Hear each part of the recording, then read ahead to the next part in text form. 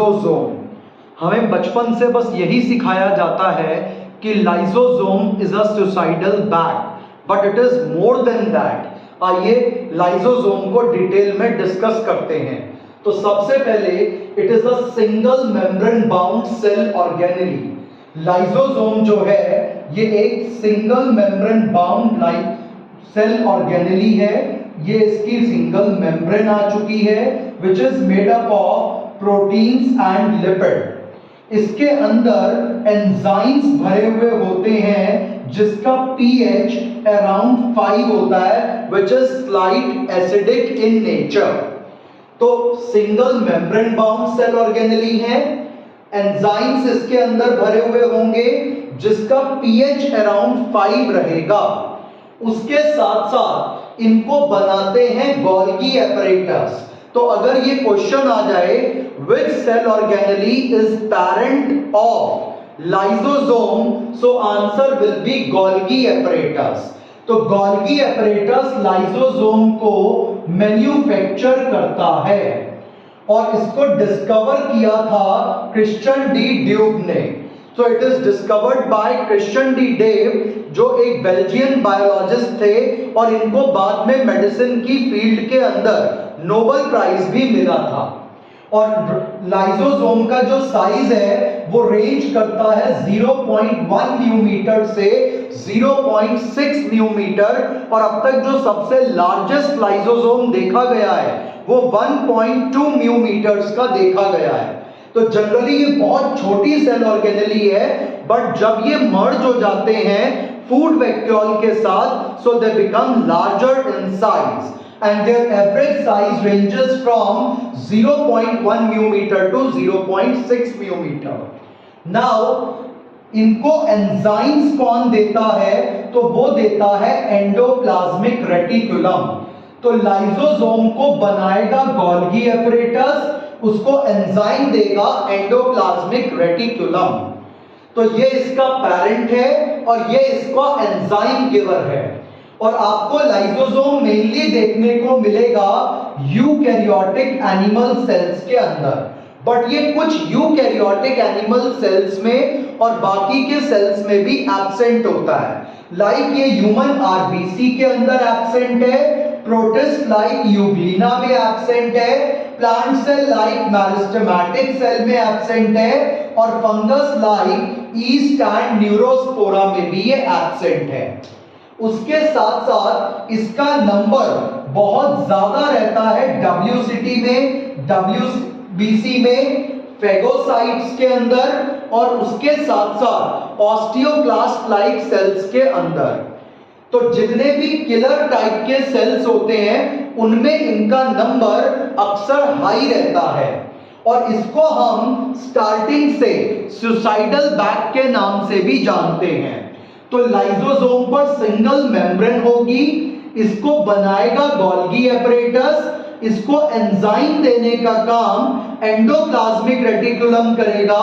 इसका साइज 0.1 म्यूमीटर से 0.6 म्यूमीटर में रेंज फॉल करेगी, और इसको डिस्कवर किया था क्रिश्चियन डी डेव ने, who got Nobel Prize for the discovery and as well as for in the field of medicine।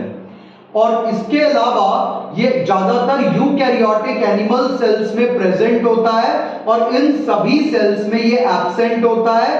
इसका नंबर WBC जैसे सेल्स में हाई होता है, और इनको हम सुसाइडल बैग के नाम से भी जानते हैं। और लाइसोसोम के टोटल 4 फंक्शंस होते हैं और उसी के बेस पर इसकी टाइप्स भी होती हैं। तो अब हम चलते हैं पहले इसकी टाइप्स पे। तो टाइप्स को समझने के लिए आपको एक छोटी सी स्टोरी समझनी है। ये हमारे पास एक सेल है, इस सेल के अंदर ये लाइसोसोम रखा है, इसे हम कहेंगे प्राइमरी लाइसोसोम। और अभी इसके अंदर जो एंजाइम्स हैं दे आर इनएक्टिव। तो inactive enzyme containing lysosome is known as primary lysosome, और अभी ये कोई काम नहीं कर रहा, इसीलिए इसके एंजाइम्स इनएक्टिव इन नेचर हैं, और यह है अभी प्राइमरी लाइसोसोम। तो ये अभी कोई फंक्शन नहीं परफॉर्म कर रहा है, अभी अभी बना है, और इसे हम कहेंगे प्राइमरी लाइसोसोम। और इसको बनाता कौन है? गोल्गी एपरेटस, और इसको एंजाइम कौन देता है? Endoplasmic reticulum. अब ये मर्ज हो जाएगा एक फूड वैक्यूल के साथ। तो ये हमारे पास फूड वैक्यूल है, सेल ने फूड को कंज्यूम कर रखा है और ये वैक्यूल की फॉर्म में है, तो it is a food vacuole.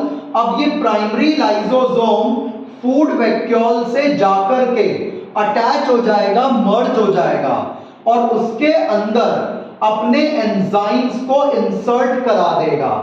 अब इसको कहेंगे हम सेकेंडरी लाइसोसोम। और अब इसके एंजाइम्स भी एक्टिव हो चुके हैं, और अब ये एक्टिव एंजाइम्स क्या करने वाले हैं? They will digest this food, और ये अब इस फूड को डाइजेस्ट कर देंगे। Now this food has got completely digested, और अब इसके अंदर से जो काम की चीजें हैं वो सेल को दे दी जाएंगी। तो required food is given to the cell. तो सबसे पहले जो काम नहीं कर रहा वो प्राइमरी लाइसोसोम, जब वो जाकर के फूड वैक्यूल से जुड़ जाएगा, उसके एंजाइम एक्टिव हो जाएंगे और वो फूड को डाइजेस्ट करेगा, तो सेकेंडरी लाइसोसोम। और सेकेंडरी लाइसोसोम के अंदर से रिक्वायर्ड फूड सेल में चला गया, और अब इसके अंदर केवल वेस्ट मटेरियल बचा है, तो अब इसको हम कहेंगे टर्शरी लाइसोसोम या फिर residual body.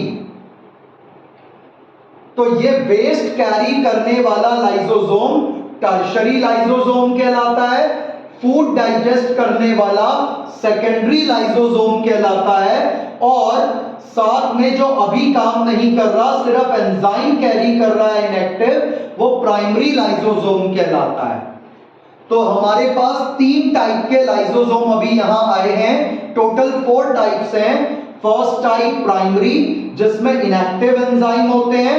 Second type secondary, जो फूड वैक्यूल से मर्ज हो जाता है, वो प्राइमरी ही लाइसोसोम है।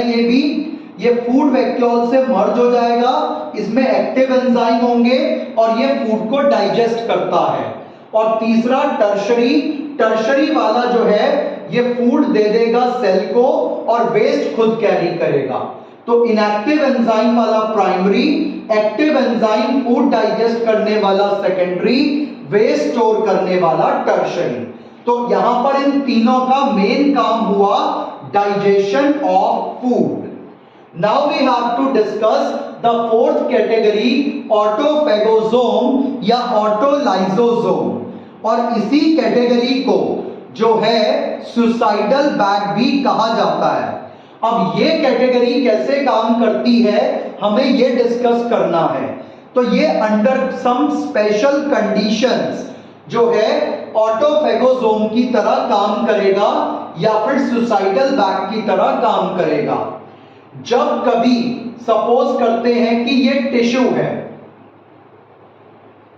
और इस टिश्यू के इस सेल के ऊपर वायरस ने अटैक कर दिया और वायरस इसमें मल्टीप्लाई होने के लिए आया है, तो इसके अंदर लाइसोसोम पहले इसको एंगल्फ करने की कोशिश करेगा, निगलने की कोशिश करेगा।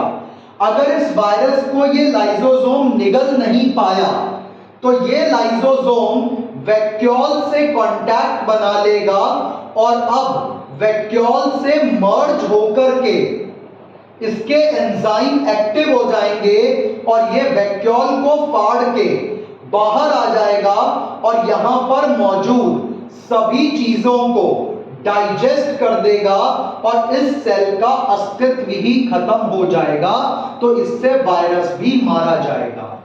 तो जब वायरस ने अटैक किया तो लाइसोसोम पहले इसको निगलने की कोशिश करेगा और जब इसको एंगल्फ नहीं कर पाएगा तो तब लाइसोसोम वैक्यूल से कांटेक्ट करेगा और वैक्यूल से कांटेक्ट करते ही लाइसोसोम के एंजाइम एक्टिव हो जाएंगे और वो एक्टिव एंजाइम पूरे सेल में डिस्ट्रीब्यूट होकर के हर चीज को डाइजेस्ट कर देंगे और अल्टीमेटली इस सेल की डेथ हो जाएगी और इस कंडीशन से बाकी के नेबरिंग सेल प्रोटेक्ट हो जाएंगे।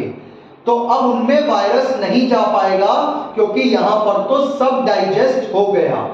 तो इस कंडीशन में सेल की भी डेथ हो गई, तो इसीलिए इसको कहते हैं ऑटोलाइसोसोम या ऑटोफेगोसोम या फिर सुसाइडल बैग। और जब कभी स्टारवेशन कंडीशन होती है, भूखमरी हो जाती है, तब भी लाइसोसोम यही काम करता है, वैक्यूल से कांटेक्ट करके अपने एंजाइम्स को एक्टिव कर लेगा और इस सेल को डाइजेस्ट कर देगा और इस सेल के डेब्रीज यहां फैल जाएंगे और बाकी के टिश्यू उसको एज अ फूड कंज्यूम कर लेंगे। तो जब कभी हमारी बॉडी के अंदर भूखमरी होती है, खाने की कमी हो जाती है, तो हमारा लाइसोसोम वैक्यूल से कांटेक्ट कर लेता है और वैक्यूल से कांटेक्ट करके उसके एंजाइम एक्टिव हो जाते हैं और वो एक्टिव एंजाइम इस पूरे सेल को डाइजेस्ट कर देंगे। जैसे ही ये सेल डाइजेस्ट होगा, इसका साइटोप्लाज्म और रिमेनिंग कंटेंट बाहर फैल जाएगा और इसको ये neighbouring cell as a food absorb कर लेंगे। तो एक सेल ने अपनी जान दे दी बाकी के सेल्स को नरिशमेंट देने के लिए। तो ड्यूरिंग द स्टारवेशन कंडीशन ये नॉर्मल सेल्स को जो है फूड भी प्रोवाइड करने का काम करता है। तो ये स्टारवेशन में हेल्प करेगा, वायरस को किल करने में हेल्प करेगा और इन दो कंडीशंस के दौरान ये ऑटोफेगोसोम या ऑटोलाइसोसोम की तरह वर्क करेगा। So this is the actual suicidal bag function. और इसमें एंजाइम कितने टाइप के होते हैं तो आपको वो भी बता देते हैं। तो इसके अंदर हमारे पास 4 मेन कैटेगरी के एंजाइम होते हैं। वैसे तो इसमें मोर देन 50 टाइप के एंजाइम हैं which are hydrolytic in nature, लेकिन इसमें मेनली ये 4 कैटेगरी के एंजाइम हैं। ये कार्बोहाइड्रेट को डाइजेस्ट करेगा, ये DNA RNA that is nucleic acid उसको डाइजेस्ट करेगा, ये प्रोटीन्स को डाइजेस्ट करेगा और ये लिपिड्स को डाइजेस्ट करेगा। तो ये फैट डाइजेशन करेगा, ये कार्बोहाइड्रेट डाइजेशन करेगा, ये डीएनए आरएनए का डाइजेशन करेगा और ये प्रोटीन्स का डाइजेशन करेगा। So it contain 4 main category of digesting enzyme. इसीलिए इसका मेन फंक्शन डाइजेशन होता है और साथ में सुसाइडल बैग की तरह काम करता है under virus attack, under the starvation condition. उसके अलावा अगर ये सेल के बाहर से फूड को एब्जॉर्ब करवा के तब डाइजेस्ट करता है तो इसको कहेंगे हेटेरोफेगी। तो इसने सेल के बाहर से फूड लिया तब उसको डाइजेस्ट करवाया, तो हेटेरोफेगी। अगर सेल में पहले से पड़े हुए फूड को डाइजेस्ट करवाया तो इसको कहेंगे ऑटोफेगी। तो बाहर से फूड लेके डाइजेस्ट हो रहा है हेटेरोफेगी, अंदर पड़ा हुआ रेजिडुअल फूड डाइजेस्ट हो रहा है ऑटोफेगी। उसके अलावा ये सेल डेथ करवा रहा है under starvation condition, virus attack, तो ऑटोलाइसिस। उसके साथ साथ ये वायरस बैक्टीरिया को खत्म करता है, तो डिफेंस भी इसका फंक्शन है। साथ ही ये कैंसर कॉजिंग सब्सटेंसेस को भी खत्म करता है, इसीलिए यहां कह रहे हैं डिस्ट्रॉय कार्सिनोजन। तो कैंसर से प्रोटेक्ट करेगा, वॉर्न आउट सेल ऑर्गेनेलीज को खत्म करेगा।